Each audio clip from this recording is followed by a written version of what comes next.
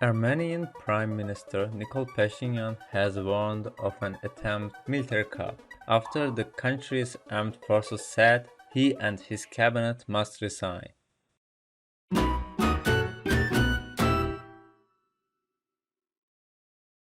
The army must obey the people and elected authorities, he told thousands of supporters in the capital Yerevan. His opponents held a rival rally. The military's top brass was injured by the PM's sacking of a commander. Mr. Pashinyan has faced protests after losing last year's bloody conflict with Azerbaijan over a disputed region. Nagorno-Karabakh is an enclave internationally recognized as part of Azerbaijan, but which had been controlled by ethnic Armenians since a 1994 truce. During the 6 weeks of fighting late in 2020, Azerbaijan not only recaptured areas around the enclave but also took the key town of Shusha inside it, under the Russian brokered deal that emerged shortly afterwards. Azerbaijan keeps the areas it has captured. Hundreds of Russian peacekeepers are deployed in the disputed area. What is Pashinyan's defense? In a Facebook video post on Thursday, Mr. Pashinyan, 45, said he considered a statement by the military earlier on Thursday an attempted military coup. He urged his backers to gather on Republic Square in the heart of Yerevan and was seen shortly afterwards surrounded by thousands of supporters on the streets of the city.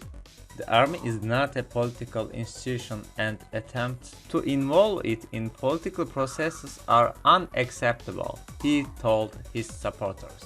But he invited the opposition to hold talks on how to resolve the crisis, stressing that any change in power must take place only through elections.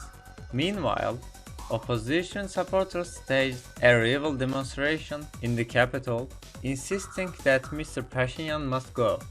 Vazgen Manukyan, one of the opposition leaders, urged the crowd to start blocking the parliament, saying lawmakers should be brought in to vote for Mr. Pashinyan's dismissal. Get ready, we will stay here all night and will block the street with barricades. He was quoted as saying by the Armenian press news agency.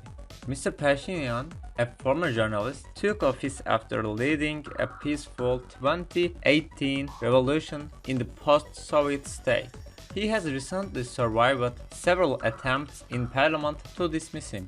This is the first time since the end of the war in Nagorno-Karabakh that Pashinyan called on his supporters to come out onto the Republic Square in the center of the Armenian capital.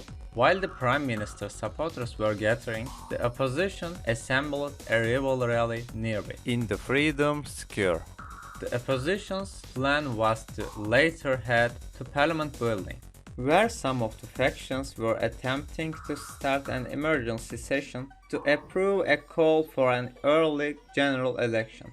Neither of the rallies managed to gather considerable numbers. The opposition tried to set up some tents next to the parliament, but their efforts weren't that impressive, considering there were fewer than 1,000 people in the vicinity. Around 10 tents, a few wood-burning stoves, some makeshift tables with tea and biscuits for the protesters didn't look like the sort of threat that might force the authorities to make any concessions. Opposition supporters said they were setting up barricades with rubbish bins, but the police had blocked all traffic in the area and kept the parliament building cordoned off, while not engaging with protesters. A few hours later, the police started leaving the area. What are the military's accusations? The General Staff or Armenia's military issued its statement soon after Mr. Pashinyan had dismissed armed forces. Deputy Chief Tiran Kacharyan. Mr. Kacharyan had ridiculed Mr. Pashinyan's claims that Russia supplied Iskander missiles failed to hit targets during the fighting in Nagorno-Karabakh. Russia has a military alliance with Armenia and an army base in the country, but it didn't intervene during the conflict. It also has close ties with Azerbaijan and has sold weapons to both countries. Azerbaijan was openly backed by Turkey during the fighting. In its statement, the military's top brass said, "The Prime Minister and the government are no longer able to make reasonable decisions." According to the Armenian press, for a long time, the Armenian armed forces were patiently tolerating the attacks by the incumbent government aimed at defaming the armed forces, but everything has its limits. The statement accused Mr. Pashinyan's government of making serious mistakes in foreign policy that resulted in the Armenian state being on the verge of destruction. Soon after the statement was issued, Mr. Pashinyan also sacked Armed Forces Chief Onik Gasparyan.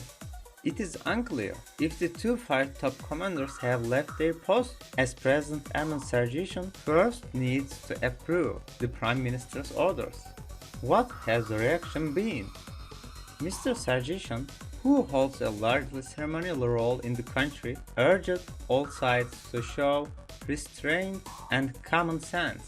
Two Armenian opposition parties backed the military's demand for Mr. Pashinyan and his government to resign, calling on the Prime Minister to avoid a civil war.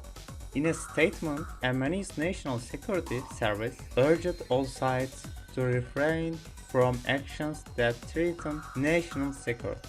Turkish Foreign Minister Mevlut Çavuşoğlu said, "We strongly condemn the coup attempt in the Armenia. Russia has expressed concern and called for calm. The US called on all parties to exercise calm and restraint and to de-escalate tensions peacefully." Thanks for watching. Take care of yourself.